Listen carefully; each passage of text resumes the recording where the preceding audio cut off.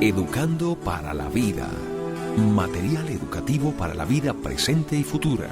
Presenta una serie de enseñanzas para sus inquietudes espirituales.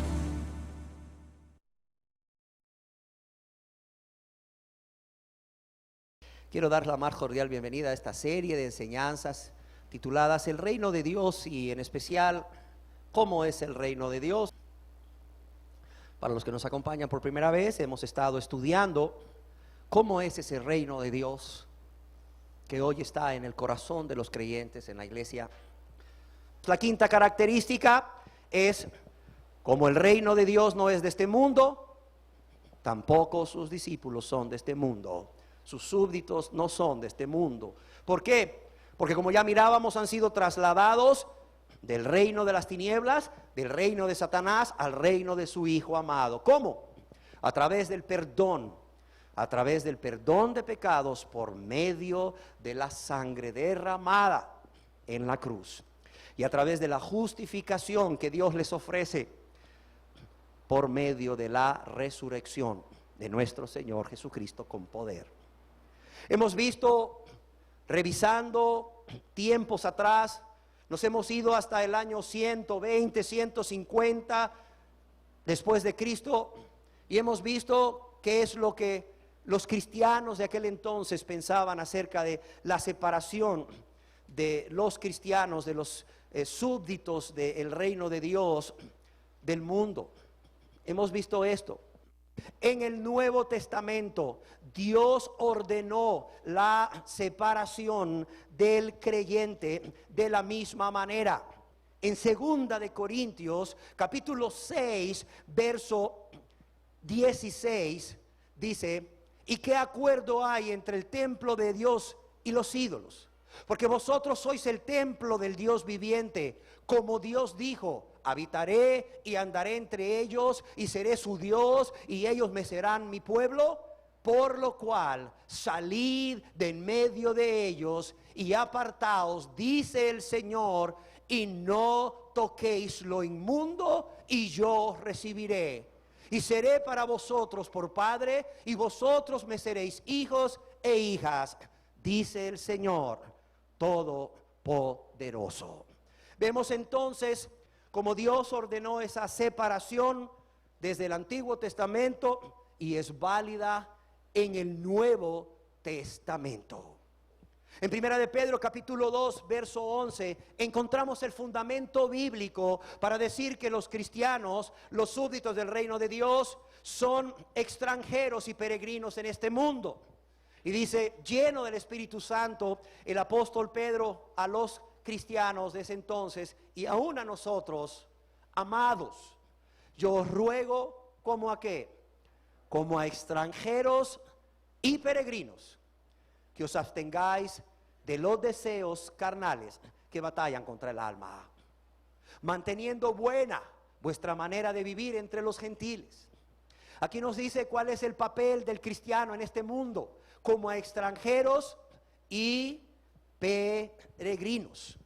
Y creo que no está de más aclarar que cuando hablamos de mundo, no estamos hablando, cuando hablamos de mundo, aunque es la palabra cosmos, no estamos hablando de la creación, no estamos hablando de la naturaleza, de todo aquello bello que Dios creó para que todos nosotros nos deleitáramos en ello, pero no solo nos deleitáramos, sino que también hiciéramos uso de ello para nuestro provecho. Cuando hablamos del mundo, de que los cristianos, los creyentes, los súbditos del reino de Dios son extranjeros y peregrinos en este mundo, estamos hablando de un sistema que el hombre ha creado. ¿Para qué? Para hacerse a sí mismo feliz. Es un sistema o una sociedad en donde Dios no tiene cabida. Es un sistema o una sociedad que el hombre ha creado donde no hay temor ni amor a Dios. Es más, es un reino opuesto a Dios. Es un reino opuesto a Dios porque el Dios y príncipe de este reino o de este mundo es Satanás. Y todas las personas que aún no se han convertido a Dios, que aún no han nacido de nuevo, son sus súbditos. Así de sencillo.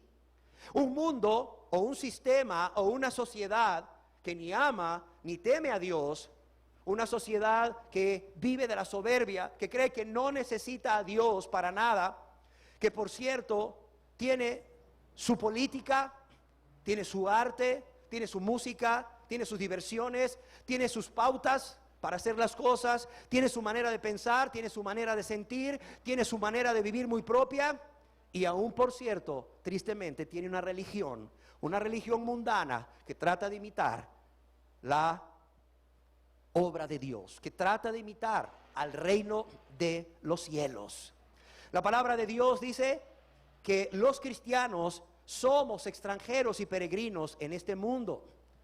También dice, de acuerdo a este estudio, que los súbditos del reino de Dios no solamente son extranjeros y peregrinos, sino que mientras están en este mundo no deben adaptarse al mundo. Romanos capítulo 12, verso 2. No deben de adaptarse al mundo. Romanos capítulo 12, verso 2 dice, no os conforméis a este siglo. Aquí la palabra conformar es ser moldeado. Se les dice, no se dejen moldear por este siglo, no os conforméis a este siglo, sino por el contrario, transformaos. Y aquí la palabra transformaos es un verbo que está en forma continua, donde se dice, sino día a día vivid transformándoos por medio de la renovación de vuestro entendimiento, para que comprobéis cuál sea la buena voluntad de Dios, agradable y perfecta. Los súbditos del reino de Dios no solamente no son de este mundo porque son extranjeros y peregrinos, sino que mientras viven en este mundo no se conforman a este siglo, no se conforman a este siglo. La Biblia, que está parafraseada por Phillips, nos dice, no dejéis que el mundo os comprima dentro de su propio molde. Óigalo bien. No dejéis que el mundo os comprima dentro de su propio molde. Cristianos mundanos no existen, óigalo bien. Cristianos mundanos no existen, son un invento de Satanás a través de unos teólogos modernos, teólogos liberales, yo no sé cómo les podamos llamar, hijos del diablo quizás, que están haciendo creer a millones de personas que existen cristianos mundanos y que ellos son cristianos mundanos. Para nada, no existen los cristianos carnales, no existen los cristianos mundanos. No dejéis que el mundo os comprima dentro de su propio molde.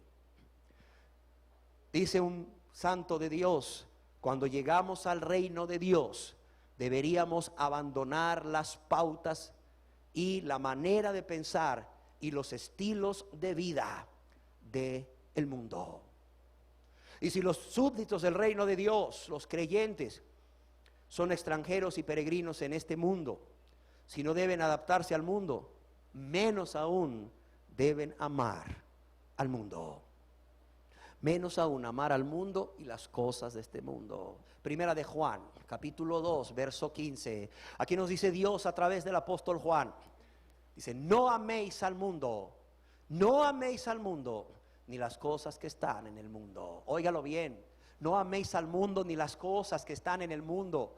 Si alguno ama al mundo, es cristiano mundano. No dice así, ¿verdad? Si alguno ama al mundo, ¿qué dice? El amor del Padre no está en él. Y si el amor del Padre no está en él, el Padre no está en él. Y si el Padre no está en él, no es cristiano. Así de claro. Dice la palabra de Dios que al súbdito del reino de Dios se le ha dado poder para vencer al mundo. Se le ha dado poder para vencer al mundo. Así de sencillo. Y no solamente el súbdito del reino de Dios no debe amar el mundo, debe salir de este mundo.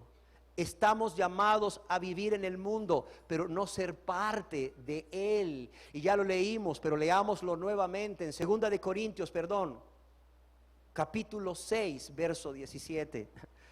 Segunda de Corintios, capítulo 6, verso 17. Dice, por lo cual salid de en medio de ellos y apartaos, dice el Señor, y no toquéis lo inmundo, y yo os recibiré. El Señor Dios manda a los cristianos, aunque vivimos en medio del mundo, a no ser parte, sino a salir de en medio de ellos y a apartarnos. Así nos dice la palabra de Dios. Nos manda a morir al mundo, Gálatas capítulo 6, verso 14, a morir al mundo y a las cosas del mundo, a vivir como si no existiesen. Dice el apóstol Pablo: pero lejos esté de mí gloriarme, sino en la cruz de nuestro Señor Jesucristo, por quien el mundo me es crucificado a mí y yo al mundo. Cuando una persona se ha convertido a Cristo, le da la espalda al mundo. Le da la espalda al mundo. Cuando una persona vive una vida de negación y toma su cruz cada día, está muerto al mundo. El apóstol Pablo dice: por quien el mundo me es crucificado a mí y yo al mundo. El apóstol Pablo no tenía nada que ver con las cosas de este mundo, aunque vivía en este mundo y amaba a las personas de este mundo con el amor de Cristo. Déjeme decirle que el amor al mundo, como muy bien se comenta en esta Biblia de estudio, profana, óigalo bien, la comunión con Dios y lleva a la destrucción espiritual. El amor al mundo profana la comunión con Dios y lleva a la destrucción espiritual. Por otro lado, es imposible, óigalo bien, es imposible amar al mundo y amar a Dios al mismo tiempo. Es imposible amar a Dios y amar al mundo al mismo tiempo. En Santiago capítulo 4, verso 4, ¿qué nos dice la palabra de Dios? En Santiago capítulo 4 nos dice: oh almas adúlteras, refiriéndose a personas que creían que podían estar en el mundo y amar al mundo y amar a Dios. Dios les ve como adúlteros, como infieles.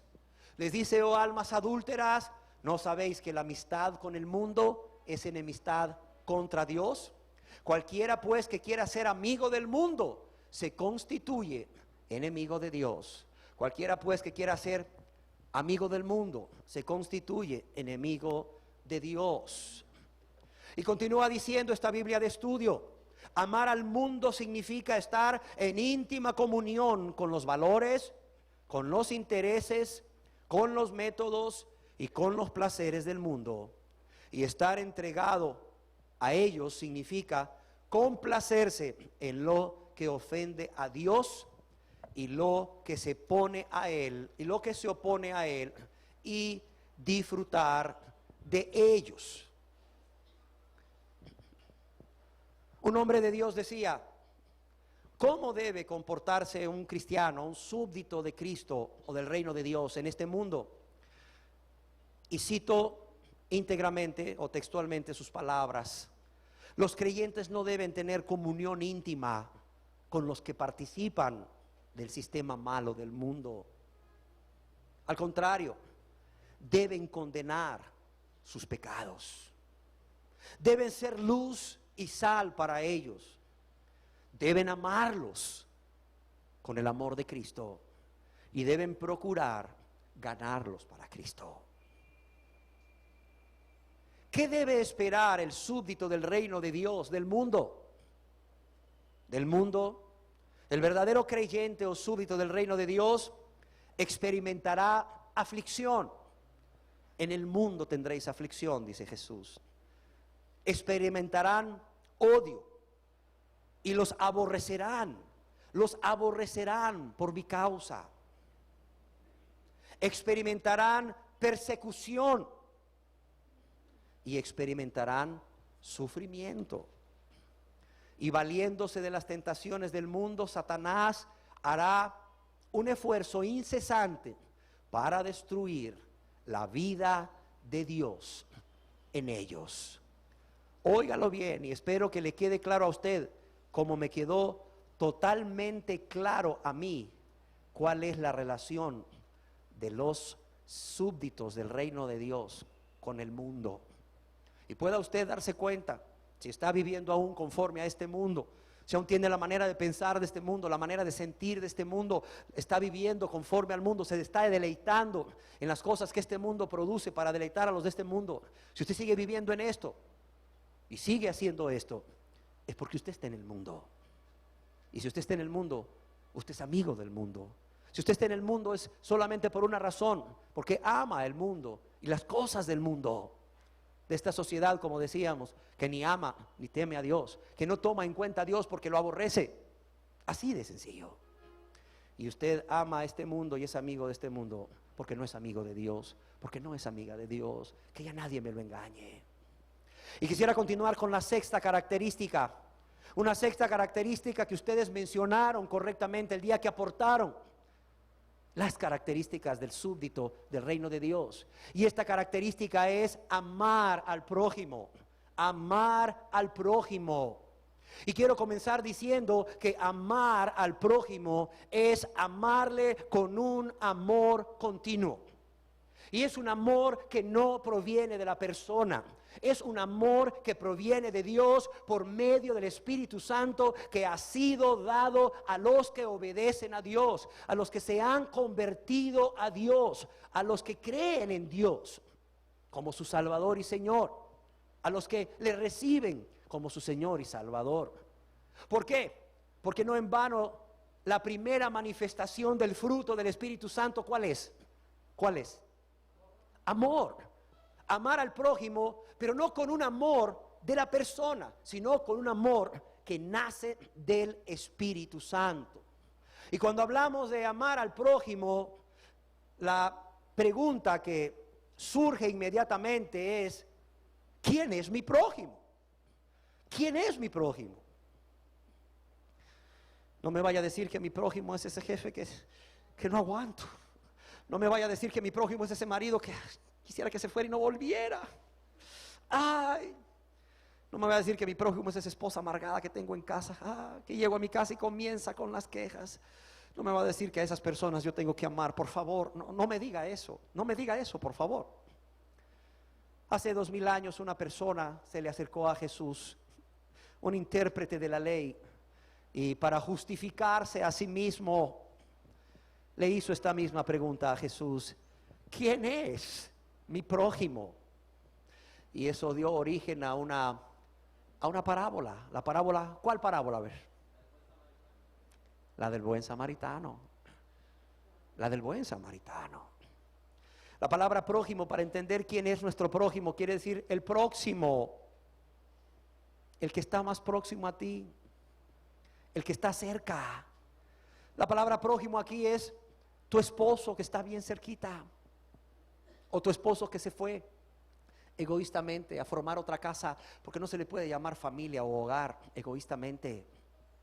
Tu esposa, sí, tu esposa, esa persona que envejeció contigo, que te dio hijos, que ya no está tan bella como antes por fuera, pero quizás por dentro todavía conserve parte, si no toda, de esa belleza de la cual te enamoraste, varón, cuando tenía 18 años, 20 años, 25, no lo sé.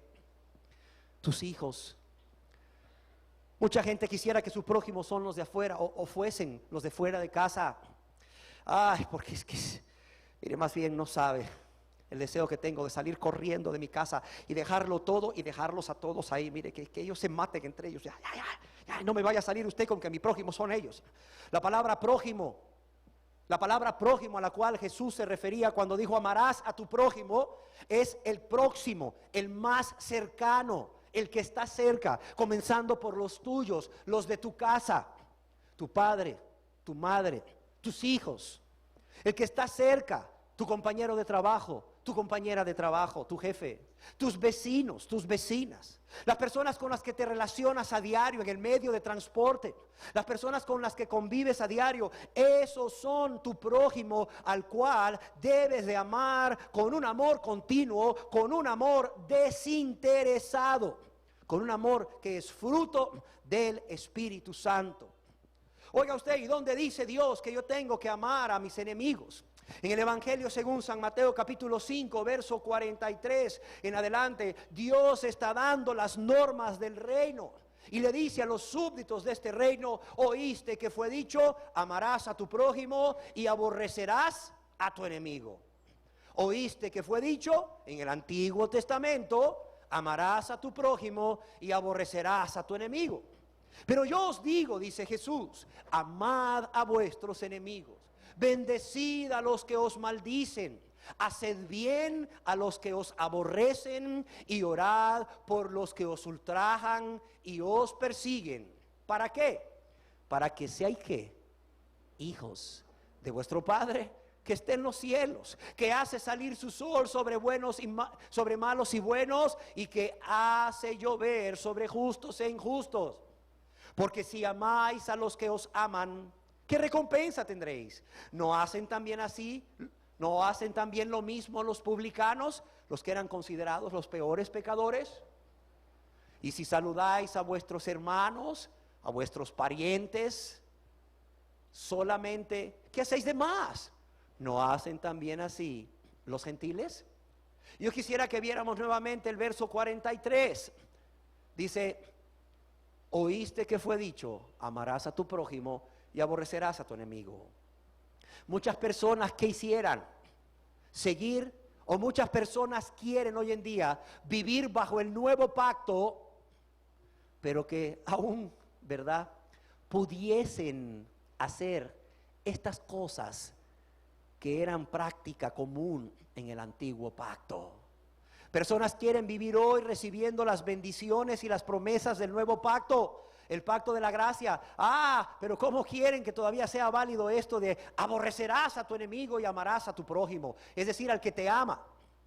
Jesús dice a aquellos que son miembros del nuevo pacto, aquellos que viven bajo el nuevo pacto, aquellos que han sido perdonados por Cristo, les dice: pero yo os digo, amad a vuestros enemigos, bendecid a los que os maldicen, haced bien a los que os aborrecen y orad por los que os ultrajan y os persiguen.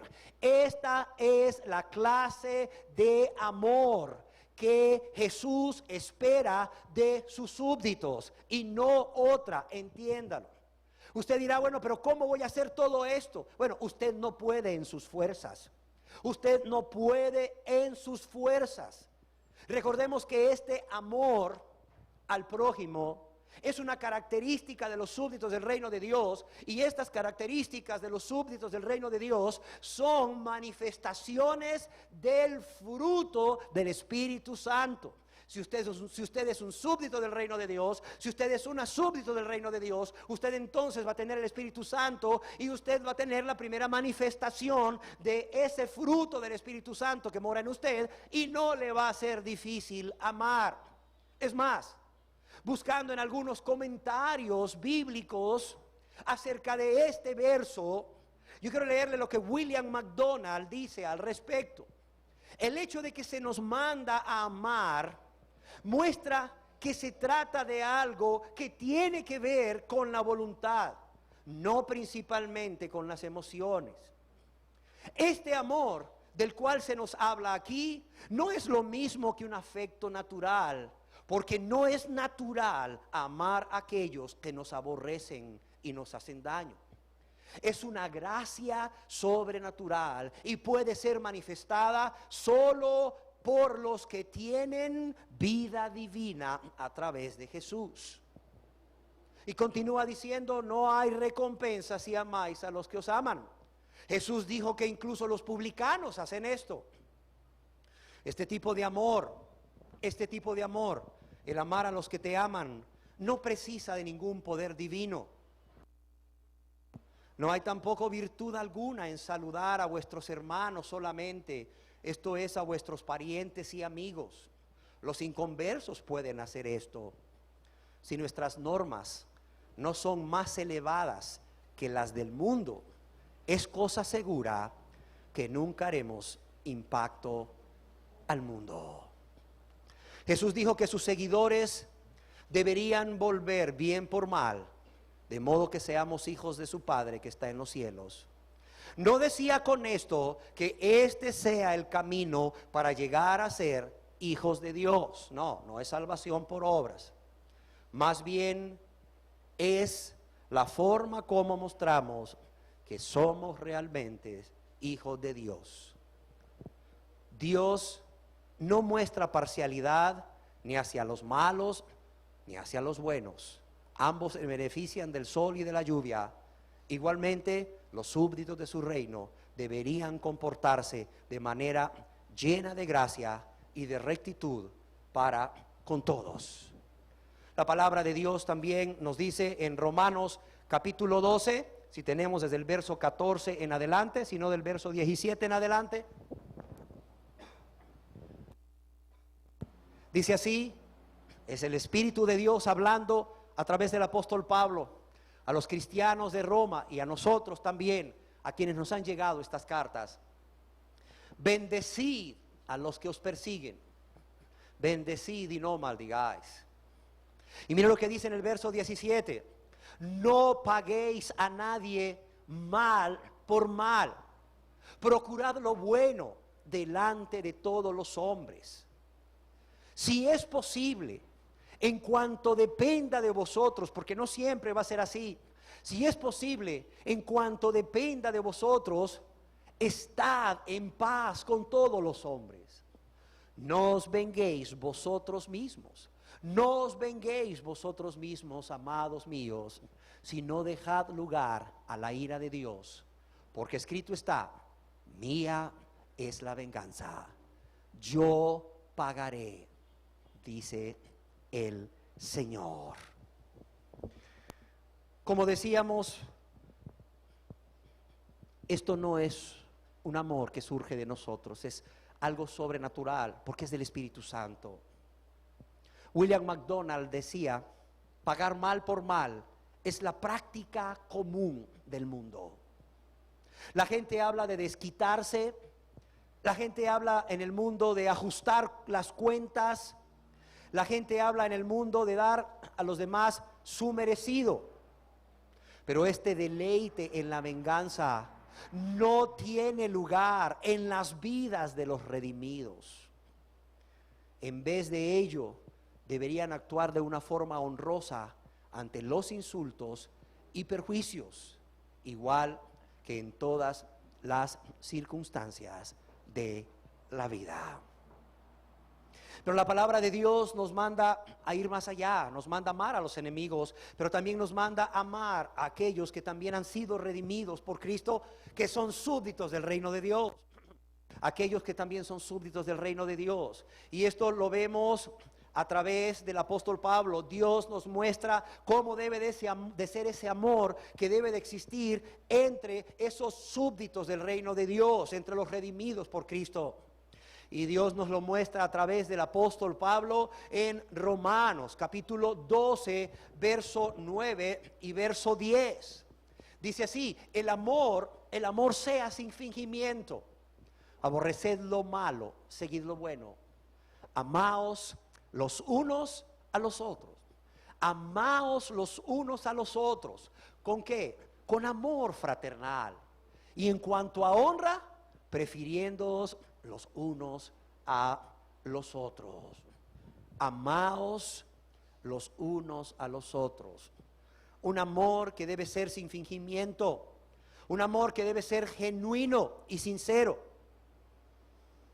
William MacDonald dice nuevamente, en nuestras relaciones con los que están en la familia de la fe, deberíamos exhibir nuestro amor mediante un afecto lleno de ternura. Mediante un afecto lleno de ternura y no mediante una fría indiferencia o aceptación rutinaria. Pero no solo a través del apóstol Pablo es que Dios nos habla acerca de este amor entre los hermanos. También nos hace mención de este amor por medio del apóstol Juan. En 1 de Juan capítulo 4, verso 7 en adelante, vamos a estar viendo lo que Dios nos dice acerca de este amor entre los hermanos. Y dice así, amados, amémonos unos a otros.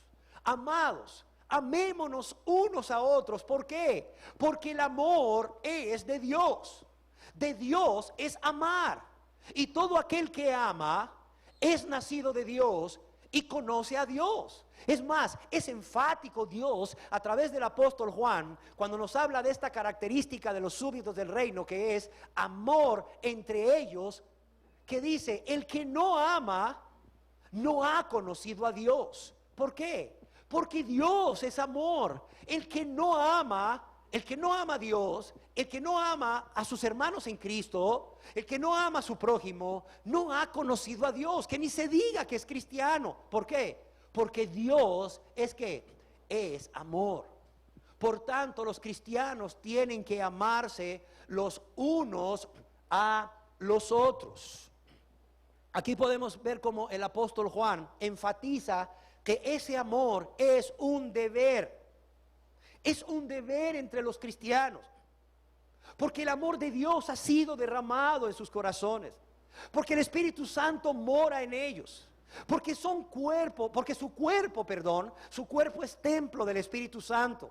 Y la primera manifestación del fruto del Espíritu Santo es amor. Y porque el carácter del cristiano es el carácter de Dios, el carácter de Cristo. Y el carácter de Dios es amor. Así de sencillo. Es amor. Y el que no ama no ha conocido a Dios. Aquí el apóstol Juan habla de la necedad de engañarse y de lo vano que es decir que somos hijos de Dios si en realidad no estamos amando a nuestro prójimo. Vuelvo nuevamente a William MacDonald, un hombre que escribió esto hace 50 años, por eso estoy citándole a él, para que no vean que es algo que Dios me lo reveló a mí anoche. No, esta es la manera de pensar de los padres apostólicos, esta es la manera de pensar de los cristianos a lo largo de todas las épocas, y aún hace 50 años es la manera de pensar de muchos cristianos. Dice este hombre, William MacDonald: al acercarnos al Señor, tanto más nos acercaremos a nuestros hermanos. De hecho, dice, no queremos al Señor ni un poco más que amamos a los más humildes de sus seguidores. ¿Por qué razón? Porque este Señor a quien decimos amar ha venido a morar en el corazón de aquellos que han sido redimidos por su sangre. Tú amas a los cristianos porque son de Cristo, porque son propiedad de tu Señor y Salvador, Cristo Jesús, porque son propiedad de aquel a quien amas con todo tu corazón, con toda tu alma, con toda tu mente y con todas tus fuerzas, y porque Él mora en ellos. Si tú aborreces a los cristianos, estás aborreciendo al Cristo que mora en ellos. Tú no puedes aborrecer a un cristiano y amar al Cristo que mora en él. Así de sencillo. Pero no solamente a través del apóstol Pablo, no solamente a través del apóstol Juan, sino también a través del apóstol Pedro, Dios se encarga de enfatizarnos esta característica, esta sexta característica de los súbditos del reino de Dios, que es el amor al prójimo y el amor a los cristianos, el amor a los otros súbditos. En primera de Pedro, capítulo 4, verso 8, el apóstol Pedro nos dice: ante todo, tened entre vosotros ferviente amor. Ante todo, tened entre vosotros ferviente amor. Y en primera de Pedro, capítulo 3, verso 8, nos habla de cómo deben amarse los unos a los otros. Finalmente, dice, finalmente él está por terminar su carta. Dice, finalmente, ha dejado quizás, no es que el resto no sea importante, pero luego nosotros dejamos para el final quizás lo más importante. Dice, finalmente, sed todos de un mismo sentir, compasivos. ¿Y qué dice aquí? Amándoos fraternalmente. Amándoos fraternalmente. Y luego dice, no devolviendo mal por mal, ni maldición por maldición, sino por el contrario, bendiciendo, sabiendo que fuisteis llamados para que heredaseis bendición. Qué importante, qué importante. Y porque el súbdito, óigalo bien, porque el súbdito del reino de Dios ama a su prójimo, ama a sus enemigos, ama a aquellos que son miembros del cuerpo de Cristo, es por esa razón que perdona. Óigalo bien, perdona. Porque el amor cubrirá multitud de pecados. En Efesios capítulo 4, verso 32, ¿qué nos dice la palabra de Dios?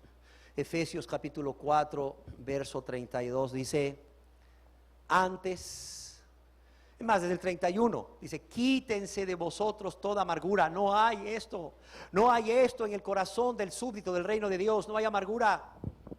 Quítense de vosotros toda amargura, enojo, ira, gritería y maledicencia y toda malicia.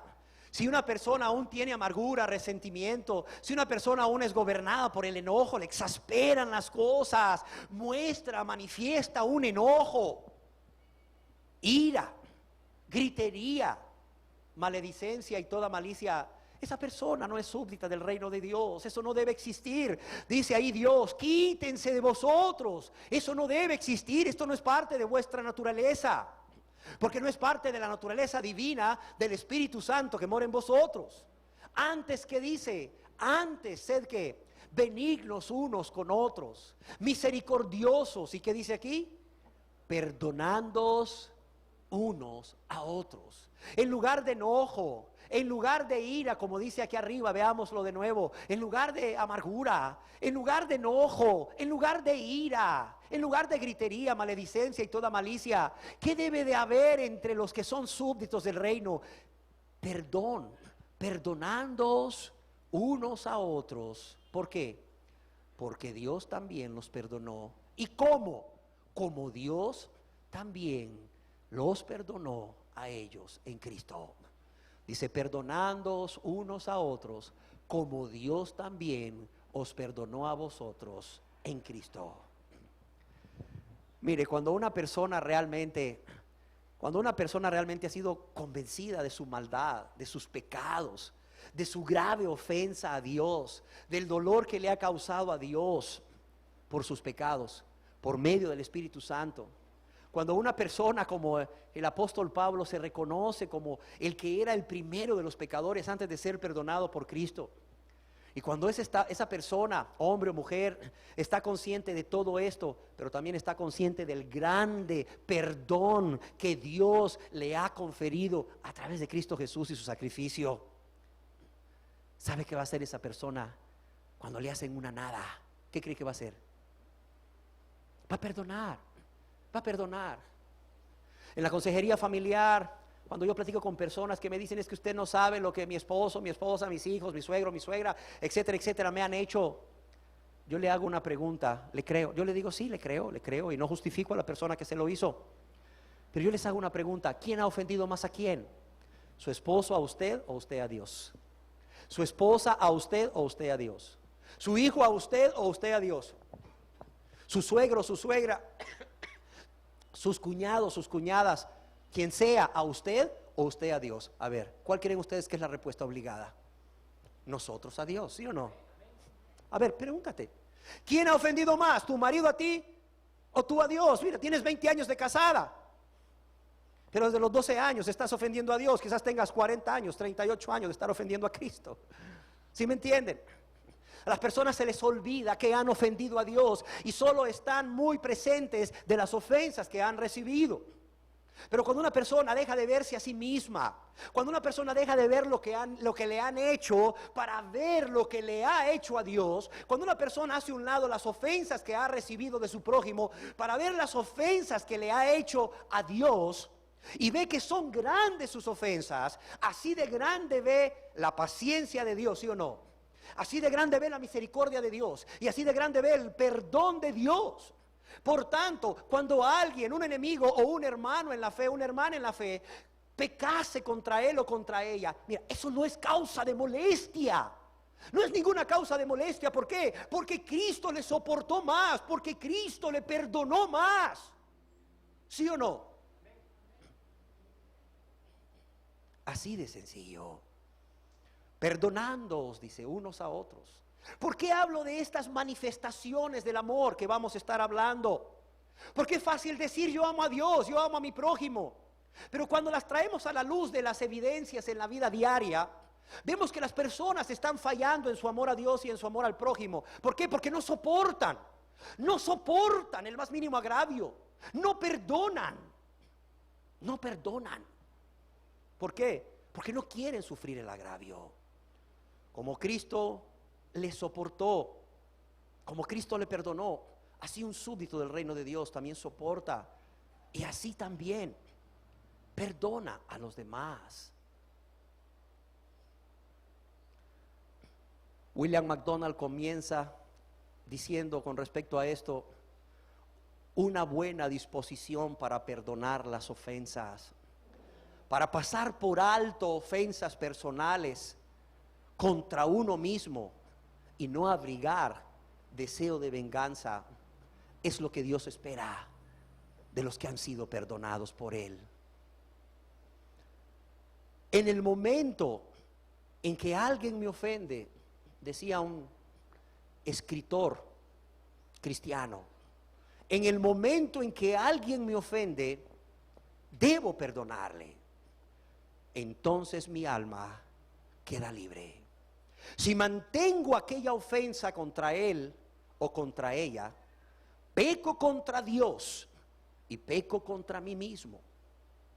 Que aquella persona se arrepienta y corrija su acción, me pida perdón o no, no hace diferencia alguna.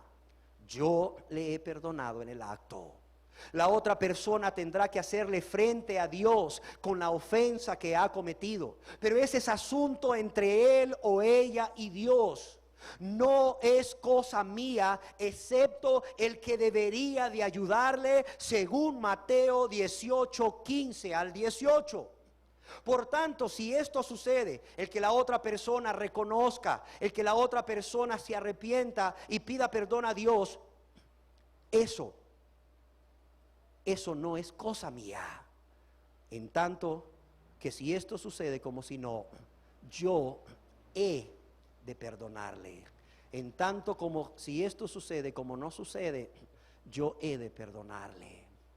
Y aquí este escritor, Lenski, hace mención de Mateo 18, 15 al 18, y es algo que yo quisiera tocar brevemente, porque como parte de ese amor a los hermanos en Cristo, no solamente se soporta y no solamente se perdona, sino que como parte de ese amor por el alma de ese hermano en Cristo o esa hermana en Cristo que te ofende o que me ofende, y para no andar en chismes, Dios ha dejado un método, el único método que Él respalda para resolver las diferencias entre los cristianos, entre los súbditos del reino de Dios, por amor a las almas de ellos. En el Evangelio según San Mateo capítulo 18, verso 15 al 18, dice así: por tanto, si tu hermano peca contra ti, ve y repréndele estando tú y él solos. Si te oyere, has ganado a tu hermano. Aquí nos habla de un primer paso que vamos a ampliar un poco más. Dice, por tanto, si tu hermano peca contra ti, ve y repréndele estando tú y él como solos. Si te oyere, has ganado a tu hermano. Pero ¿qué pasa si no le oye? Y ya después veremos qué quiere decir si no te oye. Dice, mas si no te oye, toma aún contigo a uno o dos, para que en boca de 2 o 3 testigos conste toda palabra. No dice ve y díselo a todos, o ve y díselo a todo el mundo. No, dice, si aún yendo a solas con él no te oye, agarra contigo a 2 personas, a 1 o a 2, para que en boca de 2 o 3 testigos conste toda palabra. Este sería un segundo paso. Y un tercer paso dice, si no los oyere a ellos, dilo a la iglesia. Y si no oyere a la iglesia, tenle por gentil y publicano. De cierto os digo que todo lo que atéis en la tierra será atado en el cielo, y todo lo que desatéis en la tierra será desatado en el cielo. Cuando leemos esto, inmediatamente se nos viene una pregunta a la mente, porque hemos hablado que un súbdito del reino de Dios es santo, ¿no? Y vive una vida santa. Y usted dirá, bueno, ¿puede un cristiano, un súbdito del reino de Dios, entonces pecar? Sí, sí puede. Si no, pregúntenle a Pedro, tristemente, ¿no? Puede, pero no debería. Una cosa es que pueda y otra es que debas. ¿Puede un cristiano pecar contra otro no cristiano o otro cristiano? Sí, existe la posibilidad de que un hermano o alguien considerado hermano peque contra otro hermano. Así de sencillo. Y vemos que existe esa posibilidad por cuanto Jesús dejó este procedimiento en la Biblia para restaurar la relación entre los hermanos y por amor al alma de los hermanos. Es más, cuando hablamos de que el cristiano puede pecar, pero no debe, se me viene a la mente 1 de Juan capítulo 2 verso 1, que dice ¿cómo? ¿Quién se acuerda? 1 de Juan capítulo 2 verso 1, que dice: hijitos, ¿a quién está hablando? ¿A cristianos o no cristianos? A cristianos. Hijitos, estas cosas os escribo ¿para qué? Para que no pequéis, ¿sí o no? Mas si alguno hubiere pecado, abogado tenemos para con el Padre. Aquí podemos ver a través de las Escrituras que un cristiano podría llegar a pecar, pero no debe. Y vemos que no debe, por cuanto también, si bien es cierto que Dios nos hace ver aquí que puede llegar a pecar, también el estado idóneo para Dios es que no lo haga. Dice, hijitos, primeramente dice, hijitos, estas cosas os escribo ¿para qué? Para que no pequéis. Espérenme. Sí, estas cosas os escribo para que no pequéis. Por cuanto Dios nos ha dejado muchos medios de gracia para vivir una vida recta, santa, agradable a Dios. Alguien me decía uno de estos días: pastor, ¿cuáles son estos medios de gracia que Dios ha dejado? Y los quiero decir para que tú puedas hacer uso de ellos, para que a través de ellos tú te guardes de pecar contra Dios. El primer medio de gracia que Dios nos ha dado es manifestarnos su carácter, manifestarnos a través de su palabra el carácter bondadoso de Dios, el carácter compasivo de Dios, el carácter todopoderoso de Dios y el carácter fiel de Dios. De modo que tú puedes contar para Él en todo momento, en todo lugar y en toda circunstancia, porque Él es compasivo, misericordioso, amoroso, poderoso y fiel. Primer medio de gracia es esa revelación que nos es dada por medio de las Escrituras del carácter de Dios. ¿Cuál es el segundo medio de gracia? El Espíritu Santo, esa divina persona que viene a morar en nosotros en el mismo momento de la conversión, en el mismo momento del perdón de pecados. Y Dios lo envía a morar en nosotros porque Él sabe que toda persona que ha venido a ser su súbdito, toda persona que ha venido a ser un hijo de Dios, necesita de la persona divina del Espíritu Santo, necesita del poder de esa persona divina del Espíritu Santo para vivir una vida justa, una vida santa, una vida recta, una vida irreprensible ante Dios y ante los hombres. Tercer medio de gracia, la oración. Comunícate con Dios. Dice un canto: bendita oración. Yo quiero hablar con Dios orando. Háblale todo en todo momento, en todo lugar, en toda circunstancia. Hay gente a tu alrededor y no le puedes decir lo que sientes. Pues díselo con su mente, Él conoce los pensamientos. Díselo con su mente. Si no puedes buscar un lugar apartado, díselo ahí con su mente en ese momento. Habla con Dios en todo momento, en todo lugar y en toda circunstancia. Y Dios te va a oír, y Dios te va a responder, y Dios te va a auxiliar. Cuarto medio de gracia, el estudio y la meditación de la palabra de Dios. Cuando tú oras, tú hablas con Dios. Cuando tú lees la Biblia, pero no solo leerla por leerla, la meditas, la estudias, Dios habla contigo. Aunque Dios también puede hablar a tu conciencia, Él va a traer, durante la oración, Él va a traer textos bíblicos y versículos de la Biblia. Por tanto, qué importante es conocer la palabra de Dios, estar familiarizado con la palabra de Dios. Otro medio de gracia que Dios ha puesto es el ayuno. Es un medio de gracia en donde la persona aflige su cuerpo, manifestando a Dios su humildad, su impotencia y su inmensa necesidad de Dios, su inmensa necesidad de que Dios meta su mano, de que Dios haga las cosas. Y otro medio de gracia es el compartir con otros cristianos, el ser edificado el ser edificado, una amistad con un cristiano, una amistad con una persona cristiana. El hecho de que tus amistades sean cristianas, eso te va a edificar a través de la experiencia de ellos, a través de la palabra sazonada con sal que sale de la boca de ellos, a través de un consejo de ellos, a través de la oración de ellos por ti. Pero también otro medio de gracia es tener líderes espirituales, líderes de Dios, líderes espirituales que te puedan aconsejar, guiar y dirigir y enseñar, así de sencillo. Estos son medios de gracia que Dios ha puesto para que el cristiano no peque. Pero dice aquí, si alguno hubiere pecado, es decir, si a pesar de todos estos medios de gracia, la persona que es cristiana, al venir la tentación, no se pone a velar, no se pone a orar para no caer en tentación, sino que al contrario se pone a coquetear con la tentación. En lugar de resistir la tentación, en lugar de resistir al diablo y que el diablo huya de esa persona, se pone ahí a coquetear con el diablo porque es el super espiritual, la super espiritual. Cuando una persona, cuando ve venir la tentación, ve a la tentación, ve el placer, el deleite, el beneficio temporal, por cierto, que le ofrece la tentación, y no ve a Cristo, no ama a Cristo, porque solo ve la tentación y lo que le ofrece, y solo se ve él o ella, y cae en la tentación. En ese momento ofende a Dios, que no se le olvide nunca. Ofende a Dios, pero también puede ofender a otra persona. Y esta persona puede ser no cristiana o puede ser una persona cristiana. La palabra de Dios dice que existe la posibilidad de que un cristiano peque contra otro cristiano. También existe la posibilidad de que haya algún desacuerdo o alguna diferencia entre un cristiano y otro que no implique pecado entre ninguno de los dos.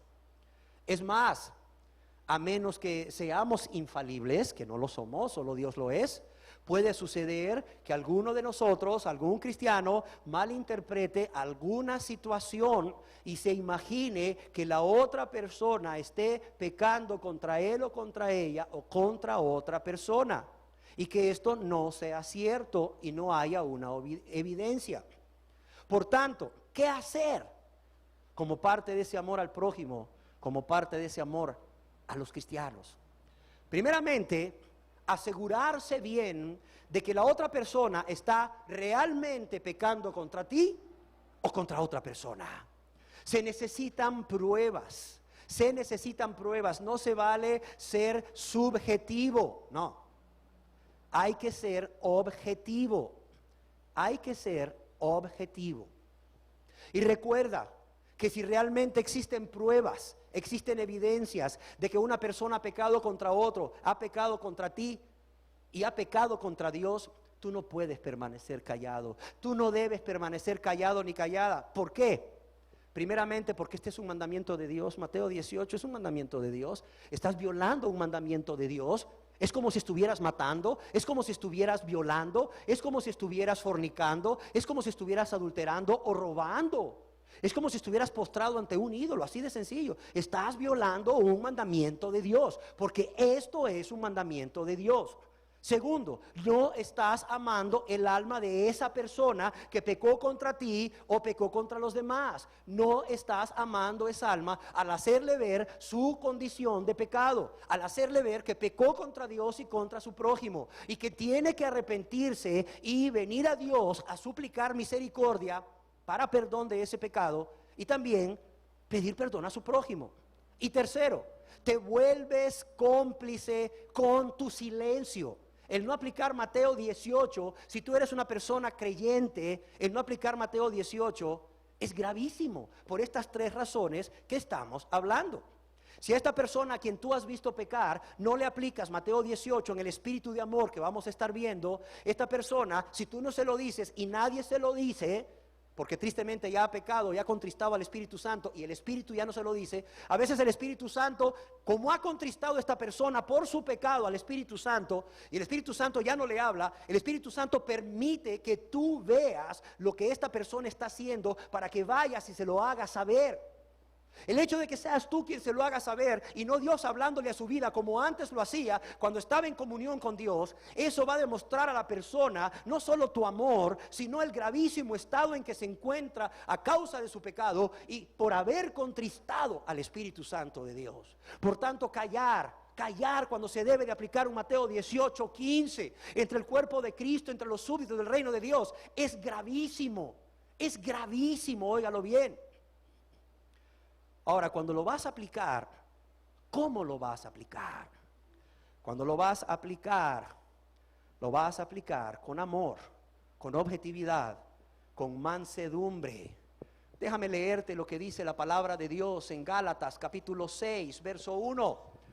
Dice: hermanos, hablando a cristianos, si alguno fuere sorprendido en alguna falta, si alguno fuere sorprendido en alguna falta, no está hablando del común denominador de toda la iglesia.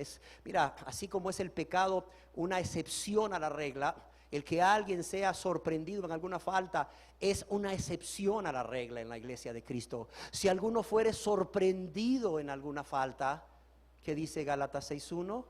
Vosotros que sois espirituales, restauradle con espíritu de mansedumbre, restauradle con humildad, restauradle también con espíritu de mansedumbre, de gentileza, restauradle con afecto.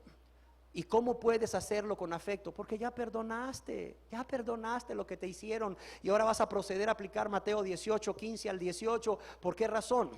Por amor al alma de esa persona, porque es un mandamiento y porque no quieres ser cómplice también. Dice: restauradle con espíritu de mansedumbre, considerándote a ti mismo con humildad, no sea que tú también seas tentado.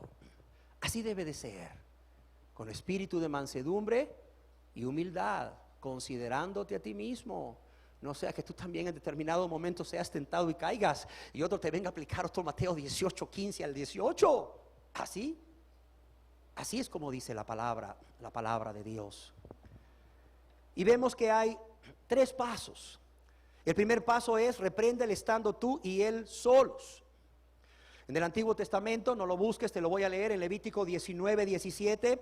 Hay un precioso texto, precioso pasaje relacionado a esto. Dice: no aborrecerás a tu hermano en tu corazón. No lo vas a aborrecer. Al contrario, razonarás con tu prójimo para que no participes de su pecado.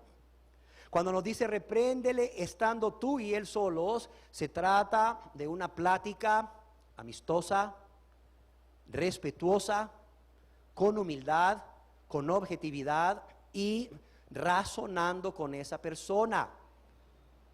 Cuando dice repréndelo estando tú y él solos, aquí la palabra reprender viene de una palabra griega que es elegko, que significa que le vas a llamar la atención a lo que hizo con razones, con argumentos lógicos que van a apelar a su inteligencia, de manera que esta persona pueda entender y sea convencido racionalmente. Esto obviamente implica que la persona que va a aplicar el Mateo 18:15 tiene que prepararse previamente para esa entrevista, poniendo en orden los acontecimientos para ser objetivo y sobre todas las cosas orando a Dios que sea Él en medio de las dos personas, que sea su Espíritu Santo hablando a la otra persona, para que esta persona pueda entender, pueda reconocer lo que ha hecho y esta persona vaya a un arrepentimiento genuino y a una súplica de misericordia, de perdón a Dios por ese pecado específico que cometió o esos pecados específicos que cometió y por los cuales es amonestado por su hermano o por su hermana. La plática, como dice ahí, debe de ser en privado, estando tú y él a solas. debe de ser en privado. Y es importante que veamos cómo Dios trata de guardar la integridad de la persona. ¿Por qué razón? Porque si esta persona que cometió un pecado, un agravio, se arrepiente, ¿qué necesidad hay de hacerlo público? Si la persona ya está restaurada ante Dios y ha restaurado su relación ante su prójimo, ante su hermano o hermana que ofendió, o sea, Dios, que es un Dios de amor, Dios quiere guardar la integridad de esa persona. Por eso Dios manda como primer paso que le reprendas estando tú y él solos. Ahora bien, ¿qué pasa? Si no te oyere en el sentido de dejar de hacer el agravio. Aquí la palabra oír es reconocer y dejar de hacer el agravio. Si no te oye, pues tienes dos opciones. Vuelves a hablar con la persona en el vínculo de amor, esperas un tiempo y le dices: ¿qué pasó? ¿Lo has meditado con Dios? Si esta persona, después de hablar con él o con ella una segunda vez, no ha meditado, no ha reconocido, no ha dejado de hacer lo que estaba haciendo, no ha restituido con Dios y su prójimo, entonces, por amor al alma de esta persona, pasas al segundo paso. Buscas a 2 o 3 testigos. Los testigos deben ser personas que tengan pruebas o les conste de que ha existido un agravio en tu contra o de la otra persona. Y vemos cómo también aquí se guarda la privacidad, la intimidad del que cometió el pecado. Es: ve tú con 2 o 3 testigos, ve ahí con esta persona y habla a solas con él. Habla a solas con él, para que en boca de 2 o 3 testigos, dice, conste toda palabra. Ve tú con 1 o 2 testigos, habla a solas con él o con ella, para que en boca de 2 o 3 testigos conste toda palabra. Si esta persona continúa sin reflexionar, continúa sin reconocer lo que hizo, continúa sin dejar de cometer el agravio que dice la palabra de Dios como tercer paso: si no los oyere a ellos, dilo a la iglesia. Y si no oyere a la iglesia, tenle por gentil y publicano. ¿Qué quiere decir esto de tenle por gentil y publicano? Un gentil y publicano era una persona que era apartada de los judíos. Era una persona que no tenía ni comunión con Dios ni comunión con el pueblo de Dios. Quiere decir, apártalo de la comunión, sepáralo de la comunión, sí, de lo espiritual, sepáralo públicamente de lo espiritual. ¿Para qué? Para que esta persona entienda que lo que ha hecho es muy grave. Por cuanto no aceptó el primer paso de reconciliación, el segundo paso y el tercer paso, entonces dilo a todos y sepáralo de la comunión. Esto es muy importante. Usted está diciendo, quizás usted está pensando: ¿y por qué hablamos de esto? Porque aquí hay personas que han tomado una decisión por Cristo y que quieren agradar a Dios y que quieren hacer las cosas como Dios manda, como Dios las respalda. Y es necesario que sepan que un día alguien, tristemente, aunque se llame cristiano y sea cristiano, puede pecar contra usted. ¿Y cómo va a ser? Va a ser de esta manera, como dice Dios en Mateo 18:15. ¿Ha quedado claro? ¿Ha quedado claro cómo es un súbdito del reino de Dios? ¿Ha quedado claro cómo es un súbdito del reino de Dios con respecto a esta sexta característica: amar al prójimo? Faltaría hablar de la misericordia, ¿sí o no? Del compartir para las necesidades de los santos.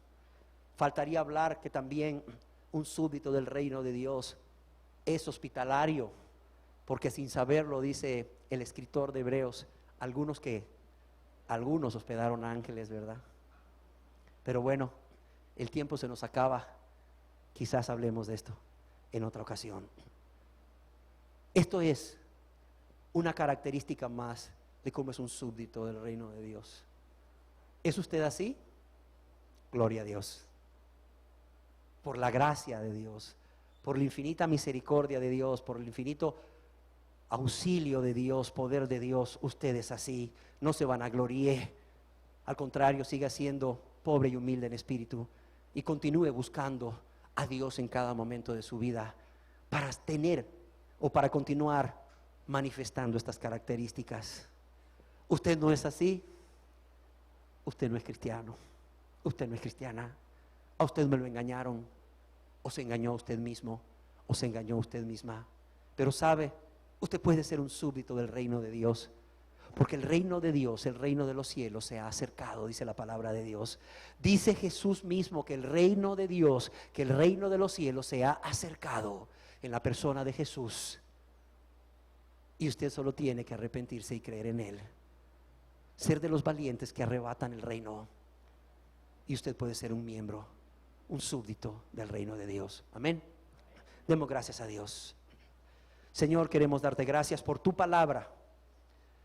Tu palabra que es lámpara en nuestros pies. Señor, quiero darte gracias por tu amor, porque nos enseñas con amor, Señor. Nos instruyes. Padre, tú sabes que en este lugar hay hijitos, Señor. Tú sabes que en este lugar hay recién nacidos. Que sean instruidos, que sean alimentados con la leche espiritual no adulterada, Señor, a través de tu palabra. Y qué mejor, Señor, que entendiendo el amor a Dios y el amor al prójimo, tal y como tú nos los has enseñado hoy, Señor. Que esta palabra pueda ser meditada por cada uno de los que hoy estamos aquí y de los que la van a escuchar, Señor, por algún otro medio. Padre, que nadie se resista a tu palabra. Si hay aquí súbditos del reino de Dios, que se gocen y te glorifiquen y te den gracias por tu fidelidad y tu poder por medio del Espíritu Santo. Pero si hay personas que han creído que son hijos de Dios y hoy se han dado cuenta que no tienen estas características, que puedan hacer un alto, que puedan reflexionar, que puedan meditar, que es tu gran amor el que los ha traído a entender estas verdades. Porque tú quieres también salvarlos, porque tú no haces acepción de personas, porque tú no quieres que ninguno se pierda, sino que todos procedan al arrepentimiento. Así sea, Padre, en el nombre precioso de Cristo Jesús. Amén. Eres Dios del cielo, de la creación, Dios del universo, mi Redentor. La tierra es de Dios y su plenitud.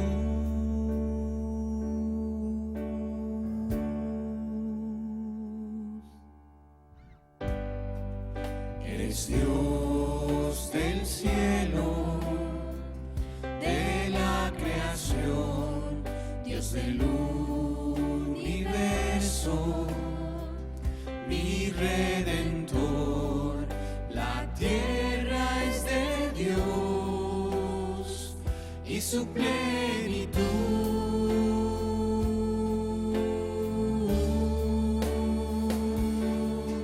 Tu misericordia es sin fin, sin límite es tu poder, Jesús. Tu trono está fundado en santidad.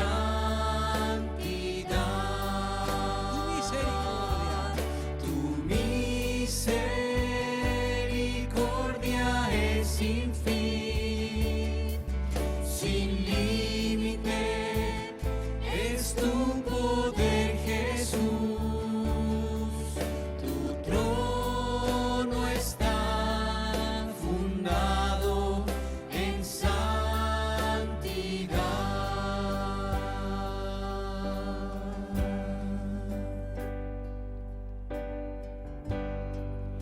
Eres poderoso, Dios el Shaddai, eres mi Salvador, Cristo Jesús, tú eres el mismo por la eternidad.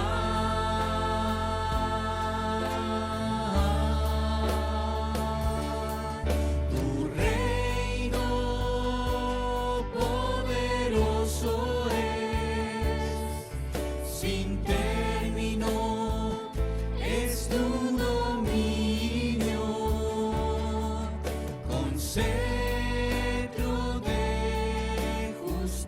justicia reinarás. Tu reino poderoso es, sin término es tu dominio,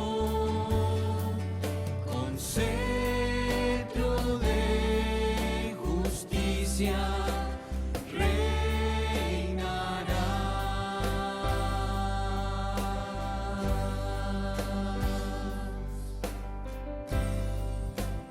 Grande Dios eres tú, Señor. Bendito sea tu nombre, Jesús. Que tú eres el Dios de los cielos. Tú eres bendito por siempre. Tú eres el único Dios verdadero y a ti hemos venido a alabar hoy, Señor.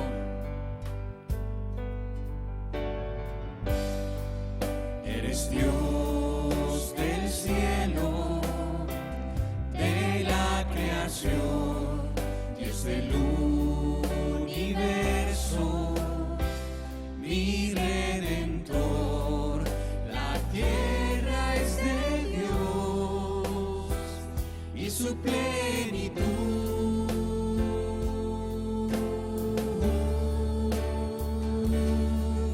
Tu misericordia es sin fin, sin límite es tu poder, Jesús.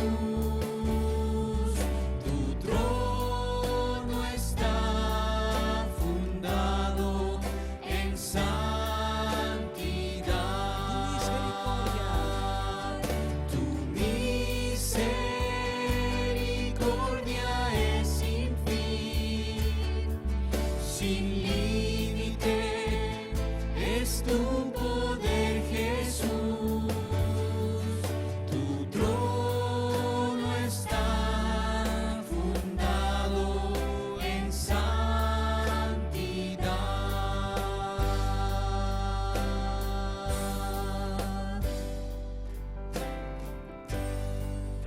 Eres poderoso, Dios el Shaddai, eres mi Salvador, Cristo Jesús. Tú eres el mismo por la eternidad.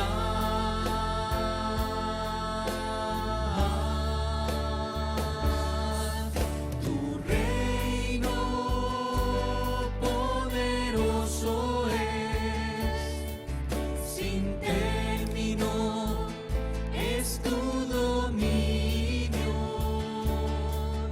con cetro de justicia. justicia reinará.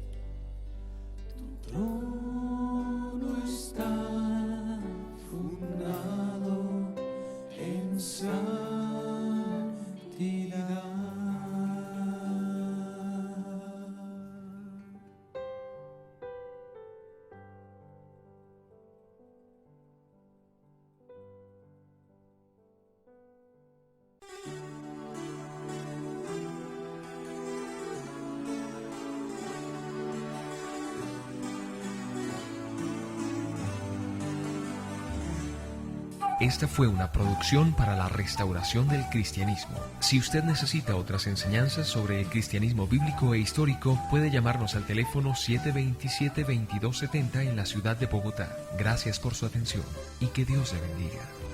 Le recordamos que nuestro material está protegido por la ley y su mala utilización es delito.